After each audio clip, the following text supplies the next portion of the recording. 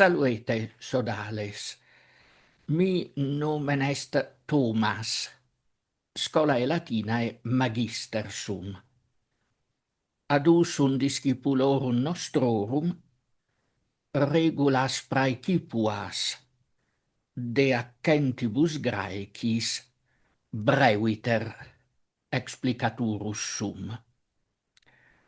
Nil subtile, nil difficile dicam, nil de linguae historia vel systemate, nil de pronuntiatu antiquo, sed id tantum quod necessarium est ad Graece legendum, scribendum, loquendum.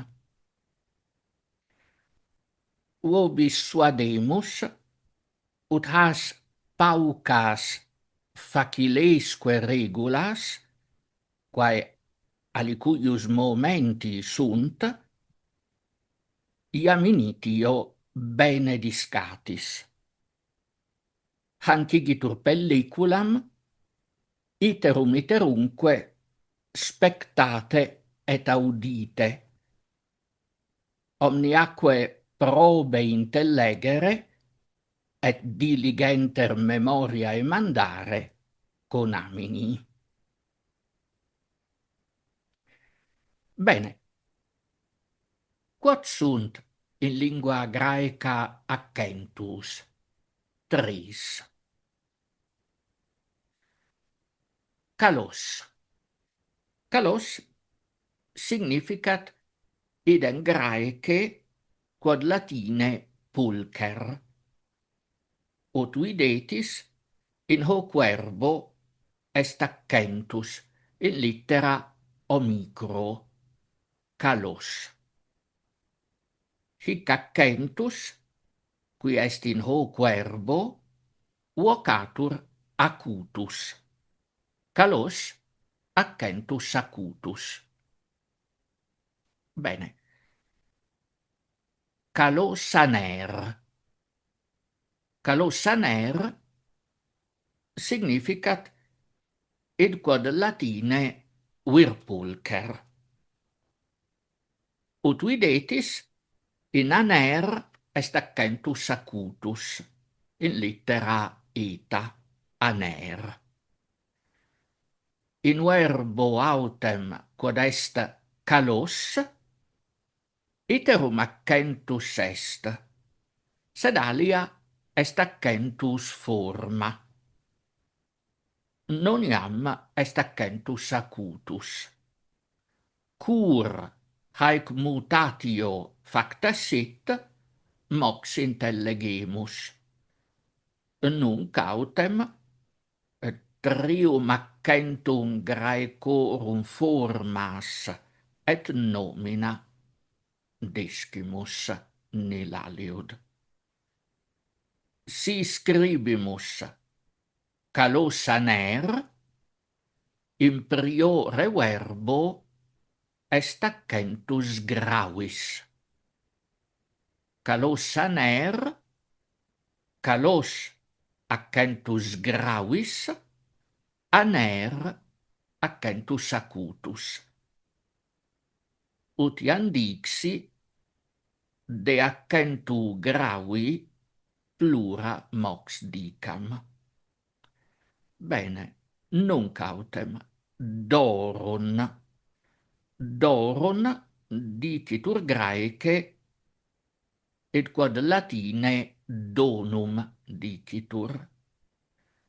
In doron est accentus in littera omega, doron. Ut videtis, hic accentus neque acutus, neque gravis est accentus circumflexus. Doron accentus circumflexus. Ergo, sunt in lingua Graeca, ut diximus, tres accentus. Accentus acutus, accentus gravis, accentus circumflexus. Calos pulcher accentus acutus. Calos aner pulcher vir accentus gravis in calos. Denique doron accentus circumflexus. Bene. Ergo acutus gravis circumflexus. Nostrum estigitur nunc sodales formas et nomina accentum memoriae mandare. Consistamus sigitur Paululum et repetamus simul. Calos accentus acutus. Calos aner accentus gravis in calos, acutus in aner. Doron accentus circumflexus. Calos acutus, calos aner gravis in calos, acutus in aner, doron circumflexus. Acutus gravis circumflexus. Bene. Quid est hoc? Quid haec verba Graeca significant, non curamus nunc. Sed, in quibus verbis est hic accentus acutus? In his. Dicaiopolis, Pollacis, Stenasde, Lege, Calepos, Bios, Aperantos, Gar, Ponos, Parece, Iskyros, Anthropos, Aoknos, Pollacis iterum, Caire, Eleuteros, Gar iterum, Auturgos, Gar, Parece, Polyn, denique hicanon. In his verbis accentus est acutus. Ubi est accentus gravis? In his verbis, ut videtis, ae, kai, iterum kai, micros, de, kai, polyn, alla, kai,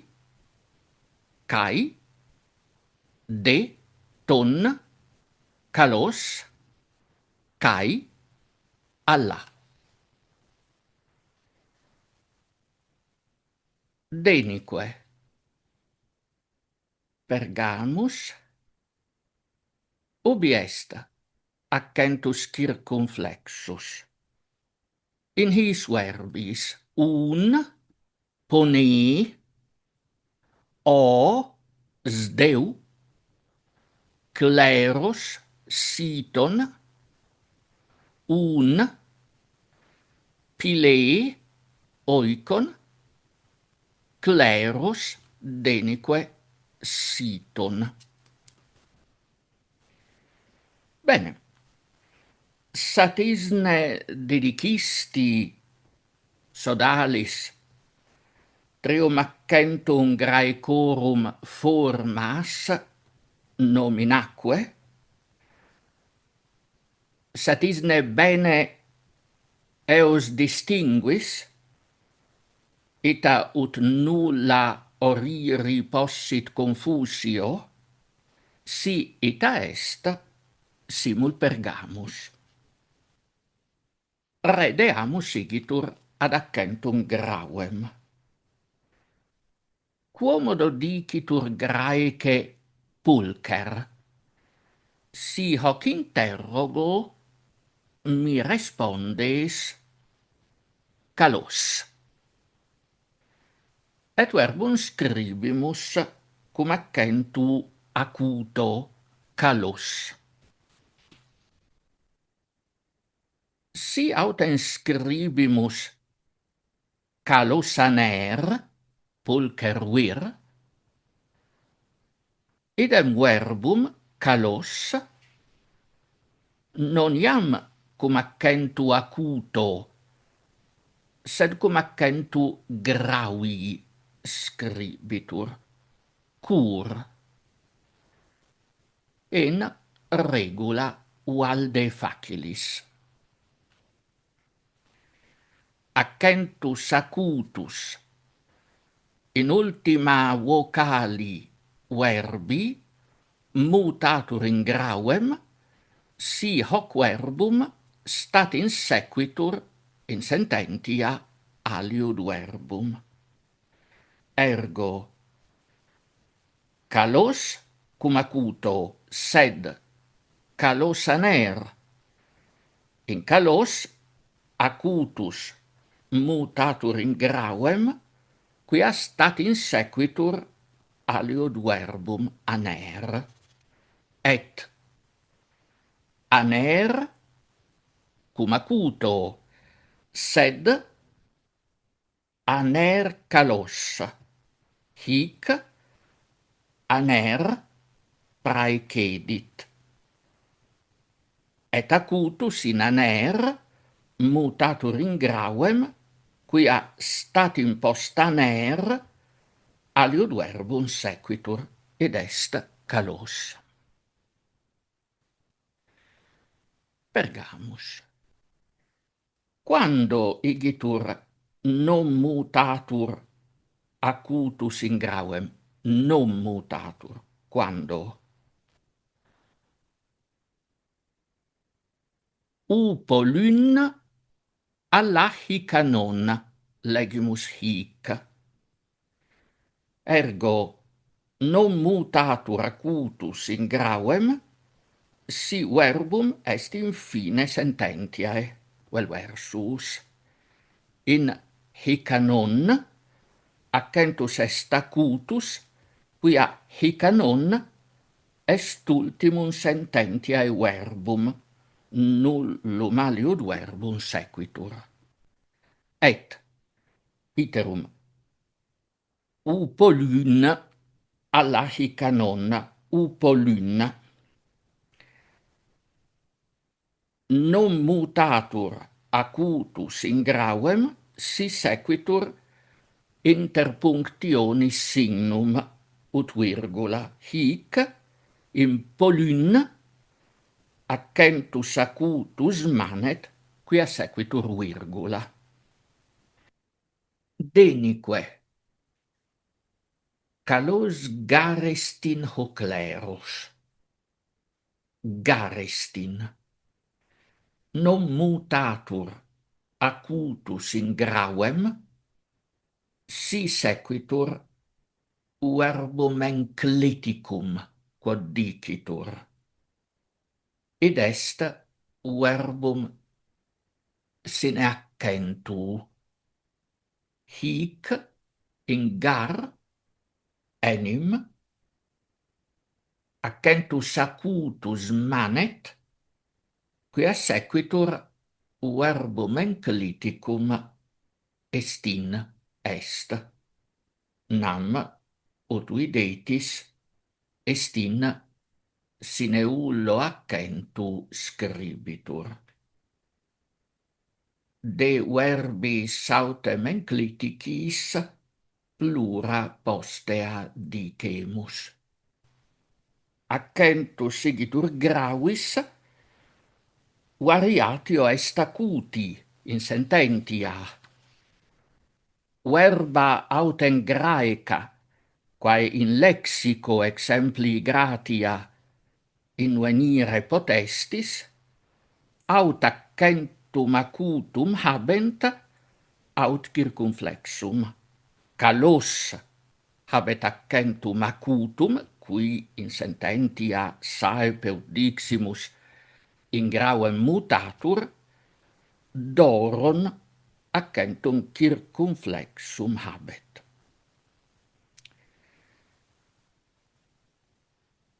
Nunc, anthropos idem valet quod latine homo, bucolos idem quod pastor. Aner ianscimus idem quod vir. Doron id quoque ianscimus est latine donum. Denique timo sibi vult significat valet ego honoro. Ut videtis anthropos, bucolos et aner habent accentum acutum. In anthropos accentus acutus in alpa est, id est in vocali tertiab ultima. In bucolos accentus acutus in paenultima vocali est, quae est hic omicron. Denique in aner accentus acutus in neta est, ergo in vocali ultima huius verbi. In doron autem et timo accentus circumflexus est. Et quidem in doron circumflexus est in paenultima, quae est omega, sed in timo circumflexus in ultima vocali est. E nigitur alia regula facillima sane haec quoque. Accentus acutus in ultimi instantum tribus vocalibus esse potest. Accentus autem circumflexus in ultimi instantum duabus vocalibus esse potest. Ut anthropos, bucolos, aner, doron, timo. Brevitatis causa ut untur saepe grammatici his verbis technicis estigitur anthropos ut exemplum afferam verbum proparoxytonum habet enim acutum in tertiab ultima vocali. Bucolos verbum paroxytonum est, habet acutum in paenultima. Aner verbum est oxytonum, habet acutum in ultima. Doron, quod circumflexum habet in paenultima, verbum properis pomenum vocatur. Denique timo verbum dicitur peris pomenum, cum circumflexum in ultima vocali habeat. Quod si haec verba nimis tibi difficilia videntur, noli sodalis curare. Minime enim necessaria sunt, neque iis usuri sumus. Nullum igitur verbum Graecum accentum nisi in una ex tribus ultimis vocalibus habet. Praeterea, si quod verbum accentum habet in tertia ultima vocali, accentus necessario acutus est, siquidem, ut vidimus, accentus circumflexus, tantum in paenultima vel in ultima esse potest. Sit exemplum hoc nomen anthropos homo. Auditis me hoc verbum pronuntiantem anthropos. Accentus in tertia ultima est, id est in alpa. Anthropos. Ergo, accentus in alpa acutus est necessario. Calepos, id est difficidis, accentum habet, ut videtis acutum in omicro. Ego autem, id est ego, acutum habet in omega.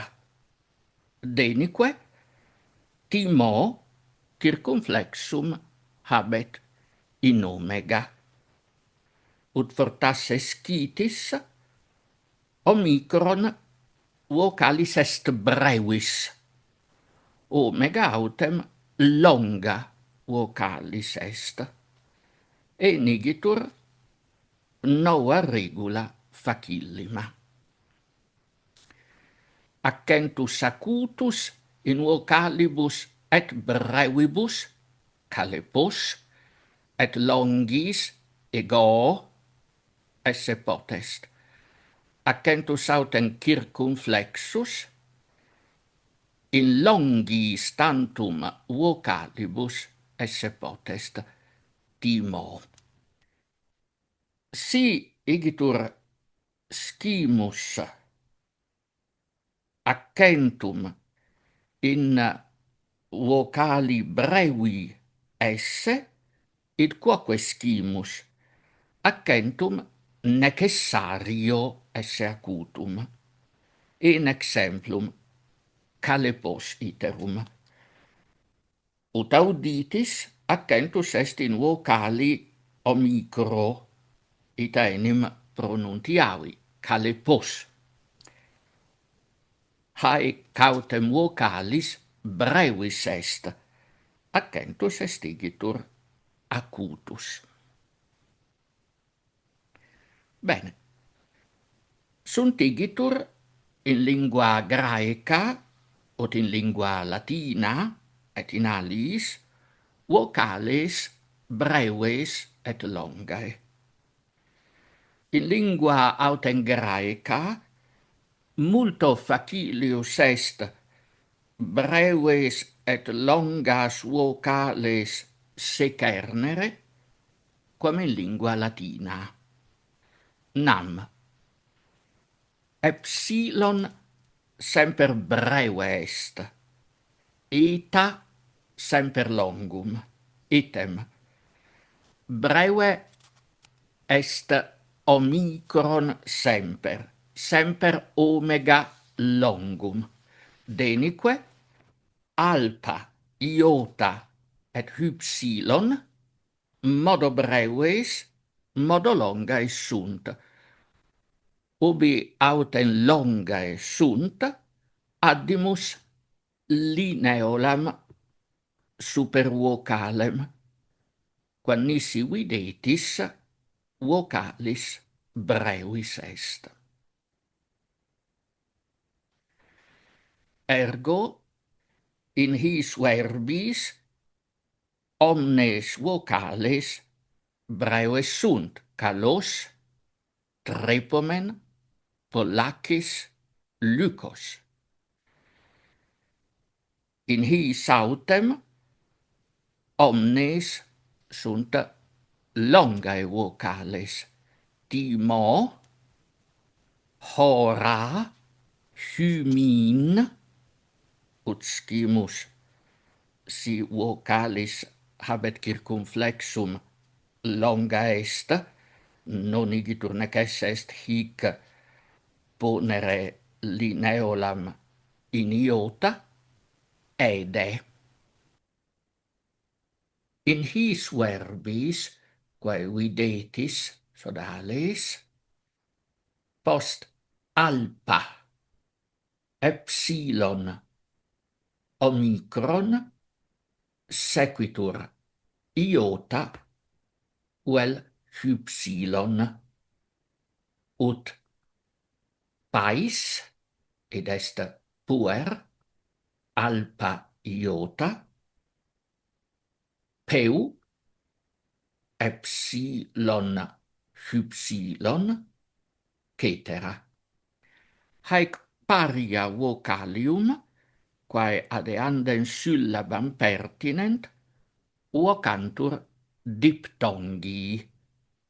In diptongii sautem accentus in altera vocali scribitur, sed in priore legitur, ut pais, non sane pais.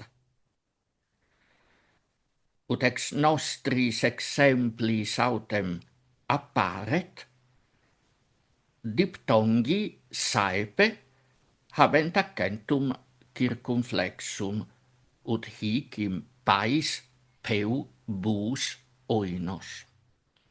Patetigitur diptongos longas esse. Eaquae diximus hic breviter repetita videtis. Timai. Timai significat ille honorat. Ut fortasse scitis in quibusdam diptongis iota subscribi solet. In is diptongis qua rumprior vocalis longa est. Timai. Anthropos doron. His duobus verbis alia de accentibus regula minime sane ceteris difficilior haec quoque facilis illustratur. In regula. Anthropos tuntantum accentus acutus in tertia ultima vocali esse potest, cum ultima vocalis brevis est. Item doron tuntantum accentus circumflexus in penultima vocali esse potest, cum ultima vocalis brevis est. Anthropos acutus in tertia ultima est.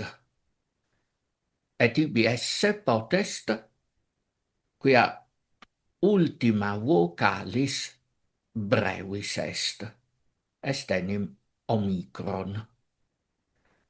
Si ultima vocalis longa esset, si esset exempli gratia omega, accentus in tertia ultima esse non posset. Item doron circumflexum habet hoc verbum in penultima. Est enim hic quoque vocalis ultima omicron ergo brevis. Bene. Nunc heampelos vitis. Genetivus autem est Thesampelou. Non igitur idem est accentus locus in tertia ab ultima in nominativo, in penultima in genitivo, cur. Facile est huius mutationis rationem intellegere. Nam in nominativo ultima vocalis brevis est, ergo ampelos. Tertia ab ultima accentum habet.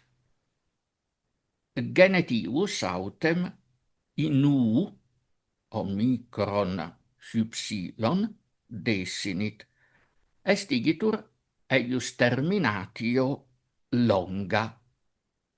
Omnes diptongi ut scimus longae sunt.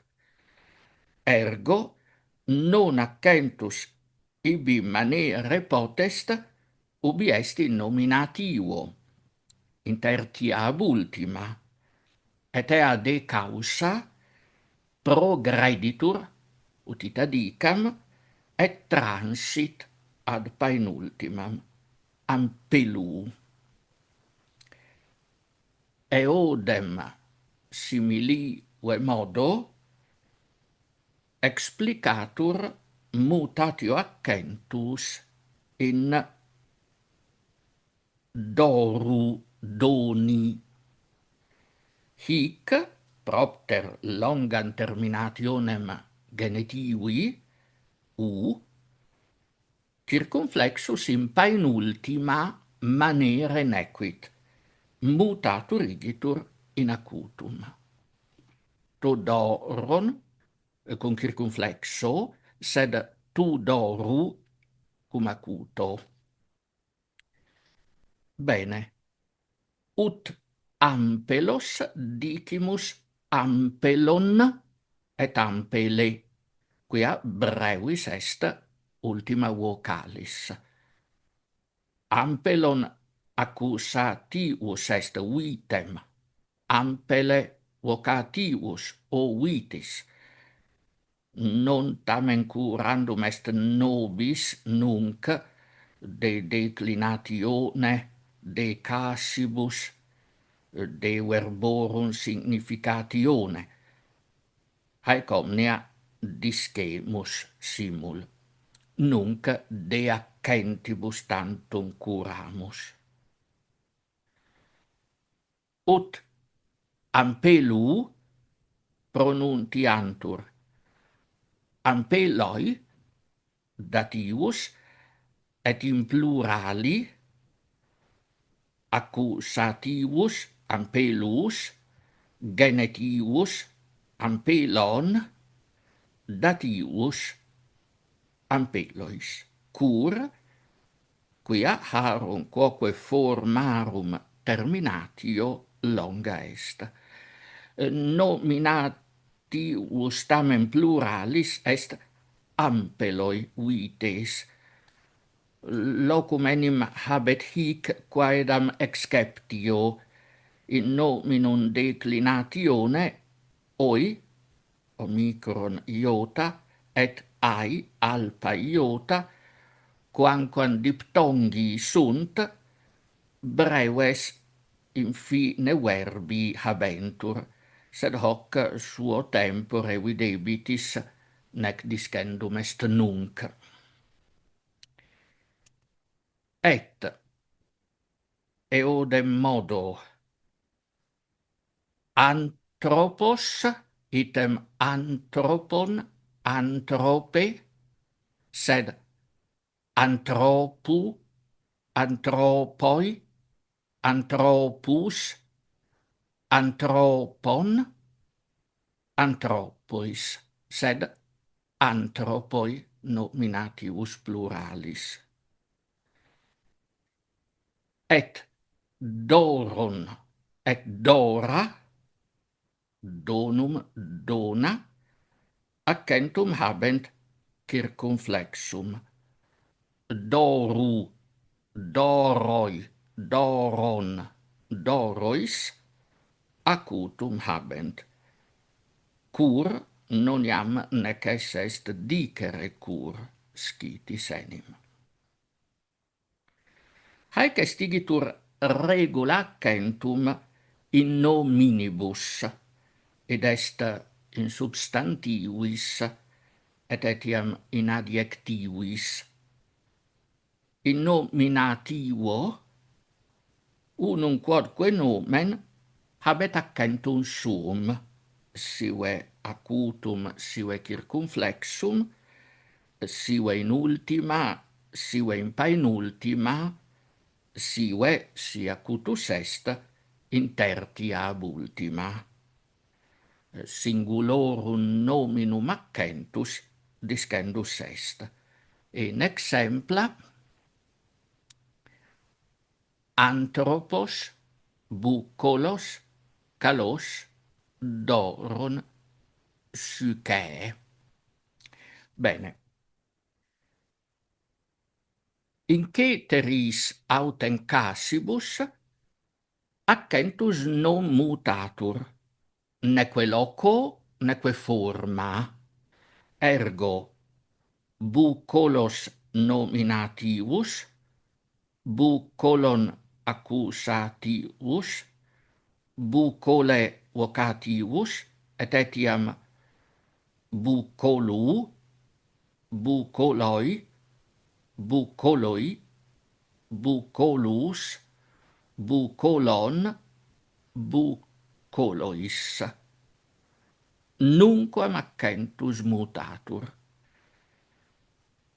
Cave tamen, sodalis, mutatur quidem accentus ut vidimus, si servanda est lex illa, neque acutum in tertia ab ultima, neque circumflexum in paenultima esse posse, si ultima sit vocalis longa.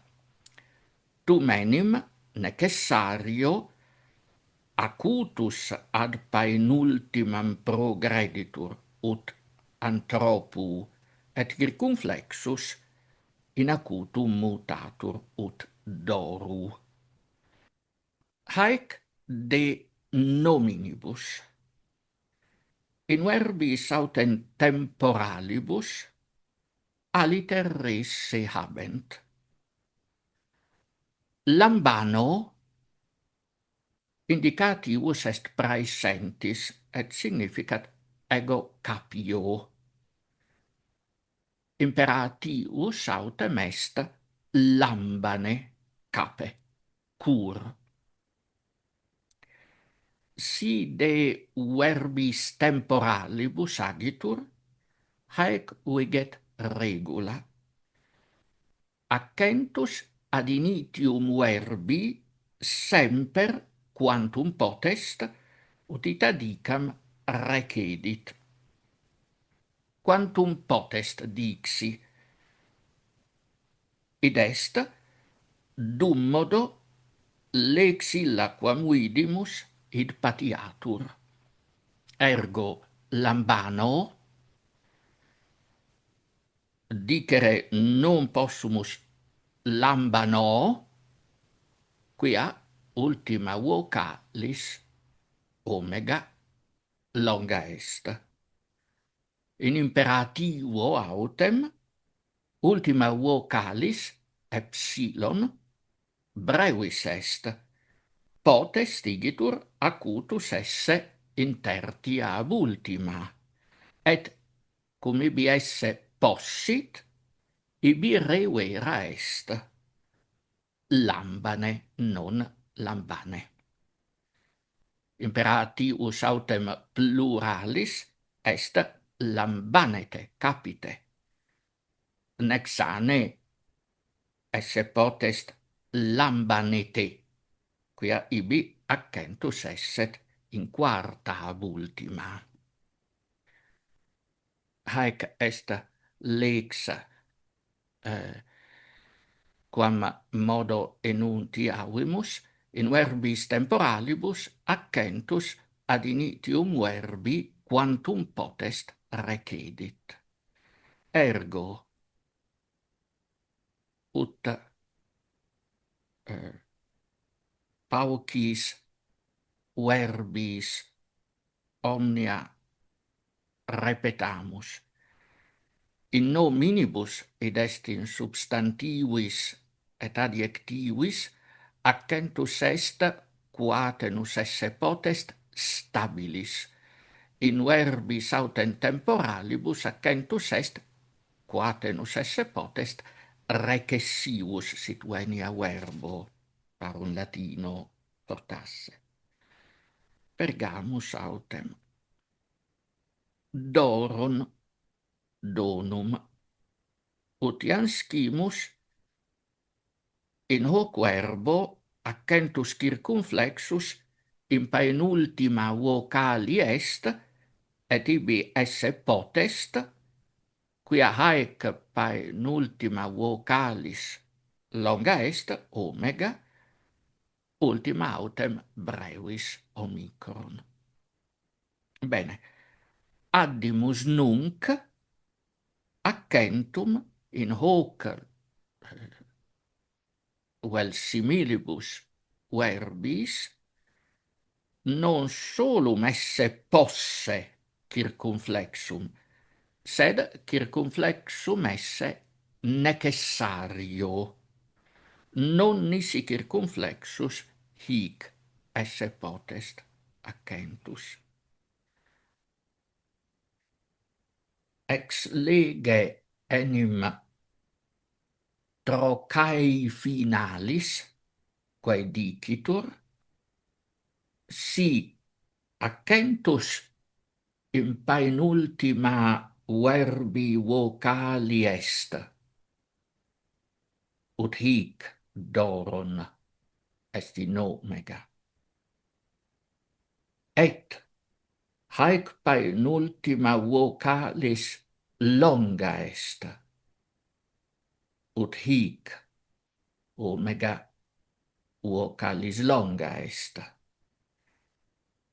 Denique ultima verbi vocalis brevis est, ut hic est enim omicron, accentus semper ac necessario circumflexus est, ergo doron habet accentum circumflexum. In pauca alia exempla huius legis trocae finalis. Demos, id est populus, sotera, quod significat servatorem, pilumen, id est diligimus.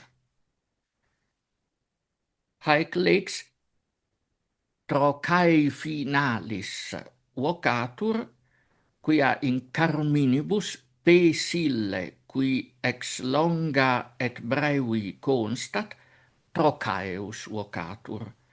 Doron, demos, trocae sunt ipsa. Sotera, pilumen, in trocaeum desinunt.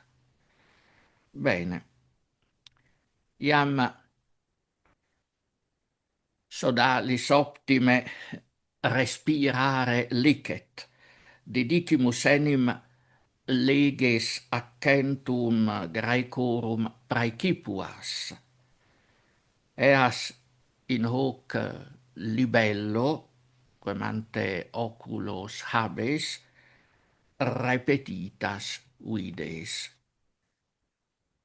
Has leges, quae nec multae sunt, nec difficiles, eos qui Graece discere cupiant, iam initio scire oportet.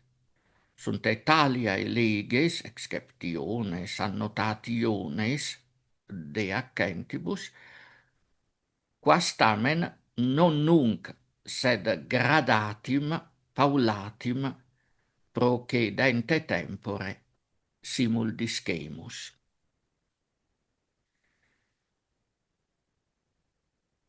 Restat optime, careque sodalis, ut hoc te moneamus. Accentus haud parui momenti sunt, et qui de is parum curant, graece vere legere loqui scribere, minime dici possunt.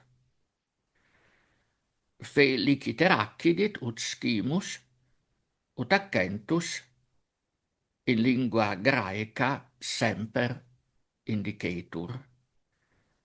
Si igitur graece legis, vel loqueris, animum intende in eos, ut recte pronunties, ut unum exemplum ex sescentis quae afferri possunt afferam homo dicitur graece anthropos, neque anthropos, neque anthropos verba graeca sunt, scilicet.